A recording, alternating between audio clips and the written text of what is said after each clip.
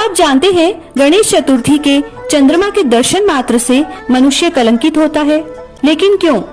इस बारे में कई कहानियां प्रचलित है, लेकिन सभी कहानियों में कारण एक ही है कि चंद्रमा ने गणेश जी का मजाक उड़ाया था और उसी वजह से गणेश जी ने उन्हें श्राप दिया था कि आज से कोई तुम्हारा मुख नहीं देखना चाहेगा।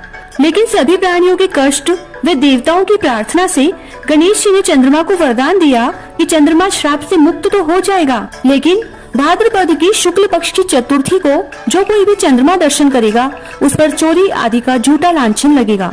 और इस लांछन से तो श्री कृष्ण जी भी नहीं बच पाए। श्री कृष्ण जी कैसे कलंकित हुए, यह जानने के लिए सुने यह सत्राजित की कथा। माना जाता है कि गलती से भी किसी को चंद्रमा के दर्शन हो जाएं, तो इस सत्राजित की कथा को सुनने या पढ़ने मात्र से इस दोष से मुक्त हो जाएगा। इसीलिए यह कथा जरूर सुने ताकि आपको गलती से भी चंद्रमा दर्शन हो गए हो तो कलंकित होने से बच पाए। तो आइए सुनते हैं सत्राजित की कथा। श्रीमद् भागवत महापुराण के 10वें स्कंद में वर्णित कथा के अनुसार एक बार जरासंध के भय से श्री कृष्ण समुद्र के मध्य द्वारिकापुरी नगरी बसाकर रहने लगे। द्वारिकापुरी में निवास करने वाले सत्राजित ने सूर्य नारायण की आराधना की। तब भगवान सूर्य ने उसे नित्य 8 भार सोना देने वाली समंतक नामक मणि अपने गले से उतारकर दे दी। मणि पाकर सत्राजित जब श्री कृष्ण के सामने गया तो कृष्ण ने उस मणि को प्राप्त करने की इच्छा व्यक्त की, लेकिन सत्राजित ने वह मणि श्री कृष्ण को न देकर अपने भाई प्रसेनजित को दे दी। एक दिन प्रसेनजित घोड़े पर चढ़कर शिकार के लिए गया।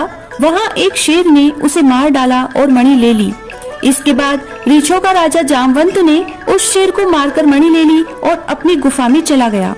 जब प्रसेनजित कई दिनों तक शिकार से न लौटा तो सत्राजित ने सोचा कि कृष्ण ने ही मणि प्राप्त करने के लिए उसका वध कर दिया होगा।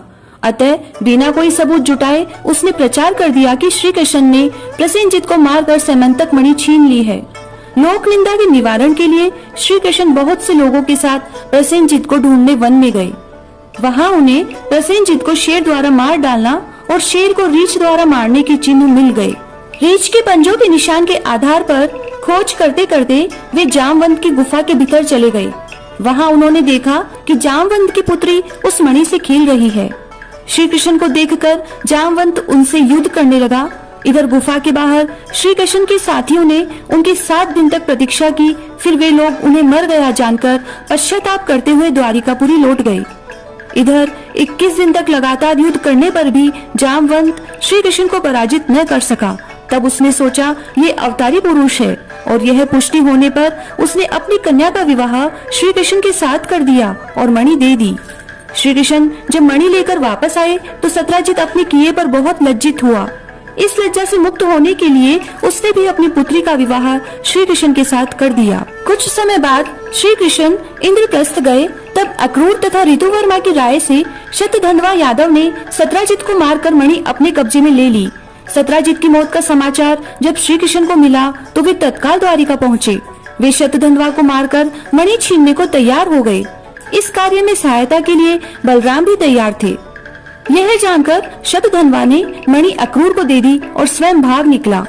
श्री कृष्ण ने उसका पीछा करके उसे मार तो डाला, पर मणि उन्हें नहीं मिल पाई। तभी बलराम जी भी वहाँ पहुँचे। श्री कृष्ण ने उन्हें बताया कि मणि इसके पास नहीं है। बलराम जी को विश्वास न हुआ।